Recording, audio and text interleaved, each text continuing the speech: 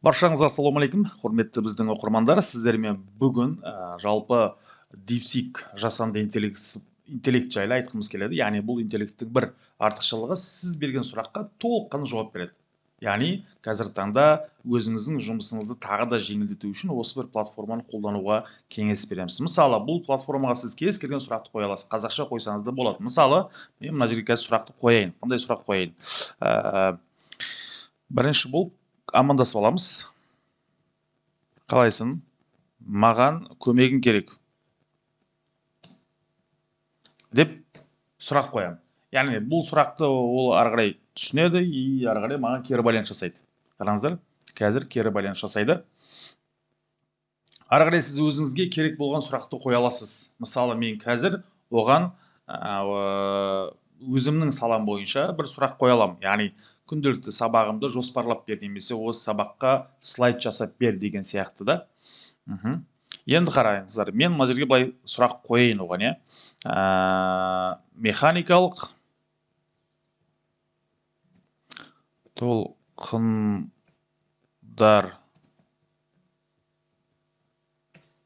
тақырыбына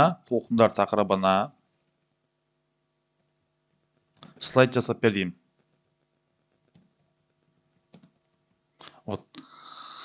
Ары қарай бастық, ол маған қазір осы тақырыпқа байланысты слайд жасап береді. Яғни ары қарай мен сол слайдты аламын, тағы да кішігірім өңдеймін, қате болған жерлер болса реттеп ары қарай өзімнің сабағымды қолдана беремін.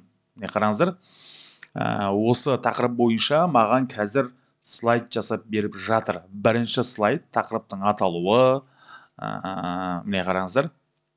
Екінші слайд механик толқындар дегеніміз не деген сұраққа жауап беріп жатыр. Одан кейінгі мысалдарымен даже міне қараңыздар. Үшінші слайдты механикалық толқындардың түрлеріне тоқталым жасап жатыр. Қараңыздар.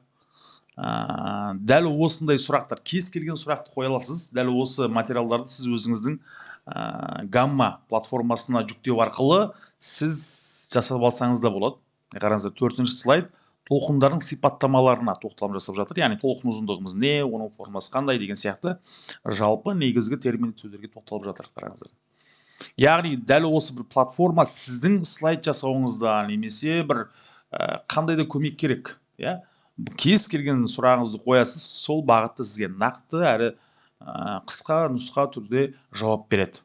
Алтыншы слайд толқындардың қолданылуы, толқындардың таралуы бойынша жаңа 5-ші слайдты айтып өтіп кетті. Дәл осылай сізге керекті болған барлық ақпаратты жасап береді. Бар болғаны сіз өзіңіздің 5 минутта осындай бір тақырыпқа слайдыңызды жасап, сабағыңызға дайын күйде кіруіңізге болады. Әрине, бұл да болса сіздер үшін пайдалы болады деген ойдамыз. Яғни бұл DeepSeek атты интеллектті қолдануға, жасанды интеллект қолдануға кеңес береміз. Кез келген жұмысыңызға осылай сізге көмекші құрал болады. Ал енді дәл осы жерде тек қана бір слайд емес, мысалы,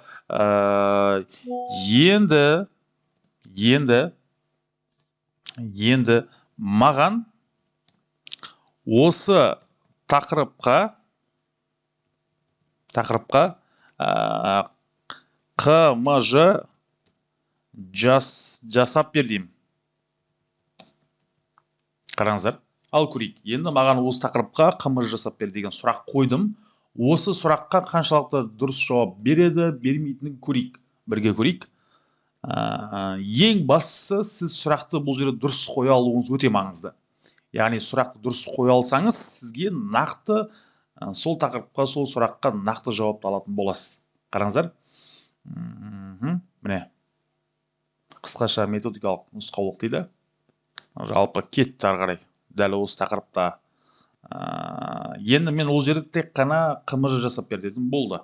Ал енді мен осы жерде ашық сабаққа арналған немесе семинарларға арналған материалдарды да осылай алсам болады. Яғни бар болғаны сіздің 5 минуттағы осы бір платформаның көмегімен жұмысыңызды жеңілдетуге болады. Әрине, түсініксіз сұрақтарыңыз болса, төменге комментарий ретінде қалдырып кетсеңіз болады. Біз сізге әрқашан кері байланыс жасауға дайынбыз. Сонымен, осы бағытта ізденіп жүрген немесе қалай жұмысымызды жеңілдетсем болады деп жүрген әріптесіңізбен бөлісуді ұмытпаңыздар. Келесі жасанды интеллектті білу үшін, бірден үйрену үшін біздің каналға тіркеліп лайк, комментарий қалдыруды ұмытпаңыздар. Келесі сабақта жолыққанша.